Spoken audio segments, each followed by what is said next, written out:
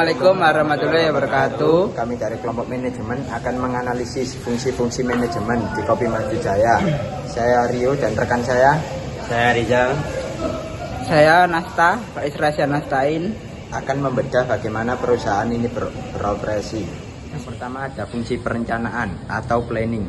Pertanyaan, bagaimana proses perencanaan ditetapkan sesuai visi, misi, dan tujuan?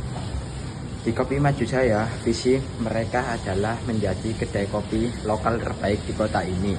Untuk mencapai itu, mereka merencanakan target penjualan 1000 cup per hari. Mereka menetapkan strategi pemasaran melalui media sosial dan pemilihan lokasi yang dekat dengan kampus agar sesuai dengan sasaran pasar mahasiswa. Ada fungsi perorganisasian atau disebut juga organizing. Nah, bagaimana proses pengorganisasian disusun untuk memastikan perencanaan berjalan baik? Melanjutkan Rio tadi, agar rencana itu jalan perlu perorganisasian. Manajer kedai membagi struktur tugas secara jelas. Ada bagian barista yang fokus membuat kopi, kasir untuk melayani pembayaran, dan server yang memastikan kebersihan meja. Pembagian tugas ini memastikan tidak ada tumpang tindih pekerjaan sehingga operasional berjalan efisien sesuai rencana awal. Pengarahan lanjutan dari fungsi pengorganisasian dari Rizal. Fungsi pengarahan leading atau actuating. Pertanyaannya, bagaimana pengarahan sumber daya manusia dilakukan agar tujuan tercapai?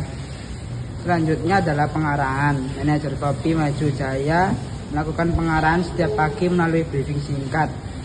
Mereka memberikan motivasi kepada staf, memastikan semua karyawan memahami standar pelayanan yang ramah, dan memberikan pelatihan pembuatan menu baru. Ini penting agar SDM bekerja dengan semangat untuk mencapai tujuan perusahaan.